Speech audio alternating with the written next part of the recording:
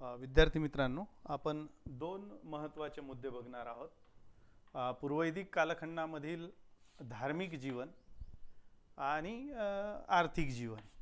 आर्थिक जीवन नंतर बघूया, धार्मिक जीवन आधी बघून घेऊया. या कालखंडामध्ये यज्ञ पद्धतीचा उल्लेख आपल्याला दिसून येतो. यज्ञ, आता यज्ञ ही संकल्पना या कालखंडात उदयाला आलेली आहे. झालं असं की सृष्टीला 3 भागामध्ये यांनी विभागलेलं आहे. त्याला सृष्टीचं त्रिविध स्वरूप असं म्हटलं जातं की साधारणतः आकाश आहे, आकाशामध्ये राहणाऱ्या देवता, त्याच्यानंतर पृथ्वी आहे तर पृथ्वीवर राहणाऱ्या देवता, आणि अवकाश आहे किंवा त्याला अंतराळ म्हणा तुम्ही, अंतराळामध्ये राहणाऱ्या देवता, याला त्रिविध स्वरूप सृष्टीचं 3 भागामध्ये असलेलं हे विभाजन आहे. मग देवी देवता या आकाशामध्ये पण राहतात, देवी देवता या पृथ्वीवर पण राहतात. त्याचे पण त्यांनी स्वरूप असं लक्षात घेतलेलं होतं. जसं की अग्नी नावाची देवता, अग्नी नावाची देवता ही आकाशातही राहते, पृथ्वीवरही राहते, अंतराळामध्ये पण ही वास करणारी अशी देवता आहे. आणि त्यामुळे काय आहे की अशा देवी देवतांना, कारण की झालं असं की या देवी देवतांपासून आर्यांना फायदा व्हायला लागला. जसं पाऊस आहे त्यामुळे पावसापासून त्यांना उत्पन्न यायला लागलं, नाही का. हा वारा वाहतो, वाऱ्यामुळे आपल्याला श्वास घेता येते, नाही का. नद्या आहे तर नद्यांमधल्या पाण्यामुळे आपण जिवंत राहू शकतो, नाही का. अशा देवतांचा उल्लेख इथे यायला लागला. म्हणजे नद्यांनाही देवता मानल्या गेलं, निसर्गाला देवता मानल्या गेलं, वृक्षांना देवता मानल्या गेलं, नाही का. वरुण देवता, इंद्र देवता, मग अशा देवतांचा उल्लेख यायला लागतो. म्हणजे मग अशा देवी देवतांचा उल्लेख इथे सापडतो. पण या देवी देवता काही सगळ्या पृथ्वीवर नाही राहत ना, किंवा त्यांच्या समोर नाहीत ना त्या. हे फक्त असं संकल्पिल्या गेलं. इथे काही मंदिरं नव्हती या काळामध्ये. मंदिरांचा उल्लेख हा फार नंतर येतो आपल्याला. काही यांच्या प्रतिमा किंवा असे काही पुतळे किंवा असं काही नव्हतं. त्या फक्त कल्पनेमध्ये होत्या. ते त्यांनी कल्पिल्या अशा की बा ही देवता ती देवता. मग अशी अग्नी नावाची एक देवता. मग आता या ज्या देवी देवता आहेत या आकाशात राहतात, अंतराळात राहतात, पण त्याच्यामुळे आपल्याला फायदा होतो. आपली शेती चांगली होते, आपलं संरक्षण होते, आपल्याला इच्छित असलेलं फळ प्राप्त होते. मग अशा देवी देवतांना आपण जे काही आपल्याला अर्पण करायचं आहे ते कसं अर्पण करायचं. आता देवी देवतांना तर हे आवडतच असेल ना, म्हणजे स्वाभाविक आहे. मानवाला जर एखाद्याने कोणी गिफ्ट दिलं तर ते त्याला आवडते. तशाच पद्धतीचं देवी देवतांना सुद्धा आपण काहीतरी गिफ्ट द्यावं असं त्यांना वाटलं असेल, त्यांच्या डोक्यात ही कल्पना आली असेल. कारण की गिफ्टचा अर्थ या अर्थाने घ्या तुम्ही की पहिलं धान्य काहीतरी आपण उत्पादित केलं, मग आपण काय करतो, त्यातलं थोडंसं देवाला आधी नैवेद्य म्हणून चढवतो, म्हणजे दाखवतो. तर याचा अर्थ काय होतो की पहिला मान देवाला देतो आपण. तशाच पद्धतीने मग या लोकांनी जेव्हा त्यावेळेला गहू उत्पादित केला असेल, ज्वारी उत्पादित केली असेल, तांदूळ उत्पादित केला असेल, जे काय यव असेल किंवा त्यांना जे काही त्यावेळेला उत्पादन करता आलं ते उत्पादन त्यांनी केलं. कारण की शेतीची तर रचना यापूर्वी आपल्याला दिसते. म्हणजे जसं की सिंधू संस्कृतीच्या काळात शेती ते लोक करत होते. मग आर्यांनी त्यांच्यावर आक्रमण केल्याचा उल्लेखही आपण केला. मग ते जर शेती करत होते तर साहजिकच त्यांच्यापासून शेतीचा व्यवसाय यांनी सुद्धा उचलला असेल. मग हेही शेती करत असतील. अशा पद्धतीने शेती करण्यामागे ते लागले असतील. मग त्या शेतीतून जेव्हा उत्पादन व्हायला लागलं तर त्या देवी देवतांचे आशीर्वाद आहे म्हणून ते उत्पादन व्हायला लागलं असं त्यांना वाटत होतं. मग त्या देवी देवतांना या सगळ्या गोष्टी आपण पूजेच्या स्वरूपात, नैवेद्याच्या स्वरूपात कसं पाठवायचं, हा प्रश्न त्यांच्यासमोर जेव्हा निर्माण झाला त्याच्यावर त्यांनी उत्तर शोधलं. ते उत्तर होतं यज्ञ. यज्ञामध्ये अग्नी नावाची देवता असते.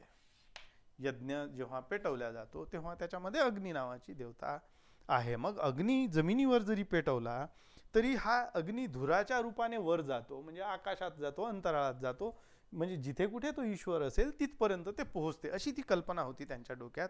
आणि त्यामुळे त्यांनी काय केलं, यज्ञ संस्थेचा उदय घडवून आणला. आणि मग यज्ञ जेव्हा केल्या जायचं त्याला विशिष्ट असा आकार होता. म्हणजे यज्ञाची जी वेदी आहे त्याचा विशिष्ट आकार असतो. ते किती बाय किती असावं, आडवं किती बाय किती असावं, त्याच्यामध्ये कोणते लाकडं टाकावे लागतात, त्याला हवीर भाग असं म्हणतात. हवीर भाग, त्यात कोणता हवीर भाग टाकायचा नाही का, म्हणजे कशाच्या काळ्या टाकायच्या नाही टाकायच्या, गहू टाकायचं, तांदूळ टाकायचं की अजून काही टाकायचं, जे काही उत्पादित होत होतं त्यांच्याकडे ते त्याच्यामध्ये टाकून ते नैवेद्याच्या रूपात ईश्वरापर्यंत पोहोचविण्याचं उत्तर त्यांना या यज्ञामध्ये मिळालं आणि यज्ञ संस्थेचा उदय झाला. अशा पद्धतीने यज्ञ इथे केल्या जात होते. यज्ञाचे विविध प्रकार आहेत. पुढील काळात जे यज्ञ निर्माण झालेत त्या यज्ञांमध्ये उल्लेख जर आपण करायला गेलो तर अनेक यज्ञांचा उल्लेख आपल्याला दिसून येतो. राजे रजवाड्यांच्या काळात मोठ्या प्रमाणावर त्याचा उल्लेख आपल्याला दिसून येतो. म्हणजे घरी करावयाचा यज्ञ, यजमान आलेले असताना करावयाचा यज्ञ, पाहुणे आलेले असताना करावयाचा यज्ञ, शेतातून पीक काढायला गेलो त्यावेळेला करावयाचा यज्ञ, असे वेगवेगळे यज्ञ त्या कालखंडात आपल्याला दिसून येतात. वाजस्नेय यज्ञ, राजसूय यज्ञ नाही का, असे यज्ञांचे प्रकार आहेत. असे अनेक यज्ञ इथून पुढे निर्माण झालेले दिसतात. हे यज्ञ सहज करता येत नव्हते. सुरुवातीला ते करता येत असतील, पण याच्यामध्ये मंत्रतंत्र फार महत्त्वाचे होते. मंत्र म्हटल्याशिवाय तो यज्ञ पूर्ण होतच नाही. आणि मंत्र म्हणण्याचे अधिकार कोणाचे, तर ब्राह्मणाला किंवा पुरोहिताला, हे महत्त्वाचं होतं. मग ब्राह्मणाला किंवा पुरोहिताला हे मंत्र म्हणण्याचे अधिकार तेही विशिष्ट पद्धतीनेच तिथे म्हणावे लागत होते. आणि ते विशिष्ट पद्धतीने म्हटलेल्या मंत्रासोबत हा हवीर भाग जर टाकला तर त्याला इच्छित फळ प्राप्त होते. आणि यासाठी ते यज्ञ केल्या जायचे. एखाद्याला पुत्र प्राप्त करून घ्यायचा आहे त्यासाठी केलेला यज्ञ, एखाद्याला विजय प्राप्त करायचा आहे राजाला तर त्यासाठी केलेला यज्ञ नाही का, असे वेगवेगळ्या पद्धतीचे यज्ञ असायचे. अशा पद्धतीने यज्ञाचा उल्लेख आपल्याला पूर्ववैदिक कालखंडामध्ये असलेला दिसून येतो. आता काही कल्पना होत्या त्यांच्या, म्हणजे जन्ममृत्यूच्या संदर्भात, जसं की पुनर्जन्माच्या संदर्भात त्यांचं असं सहज एक मान्यता होती त्यांची की एखादा व्यक्ती मृत्यू पावल्यानंतर तो काही तिथे संपत नाही, त्याचं आयुष्य हे त्याच्याही पलीकडे, म्हणजे तो पुनर्जन्म घेऊन येतो आणि पुन्हा तो इथे आयुष्य जगतो. अशा पद्धतीची कल्पना सुद्धा त्यांच्यामध्ये होती. त्याचबरोबर मृत्यूच्या नंतर त्याचं काय होते, तो हे गूढ ज्ञान आहे एक प्रकारचं. तर त्या गूढ ज्ञानावर सुद्धा चर्चा करणारे आणि त्याचबरोबर त्याच्यावर विचार मंथन करणारे असे काही ऋषीमुनी होते. तर ते याच्यावर विचार करायचे आणि त्याच्यातून सुद्धा धार्मिक कल्पना त्यांच्या उदयाला आलेल्या दिसून येतात. त्याच्यानंतर त्यांचं आर्थिक जीवन बघूया आपण. आर्थिक जीवन कसं होतं, तर त्यांच्या आर्थिक जीवनामध्ये कृषी हा महत्त्वाचा घटक आहे. कृषी आत्ताच उल्लेख केल्याप्रमाणे की अनार्य जे होते किंवा सिंधू संस्कृतीच्या कालखंडात कृषी मोठ्या प्रमाणावर केल्या जात होती. त्यांना लोखंडाचा वापर करता येत होता, त्यामुळे तिथे अयस त्याला असं म्हणतात. अयस, अयस म्हणजे लोखंड. अयसाचा उल्लेख आपल्याला सापडतो. जेव्हा युद्ध झाली तेव्हा त्या धनुष्यबाणांचे जे अग्रटोक होते त्याचाही उल्लेख आपल्याला सापडतो. तर अशा पद्धतीने कृषीच्या अवजारांमध्ये त्यांचा उपयोग होत असेल, म्हणजे तांब्याचा उपयोग होत असेल किंवा लोखंडाचा उपयोग होत असेल आणि या सगळ्यांचा उपयोग करून ते कृषी करत असतील.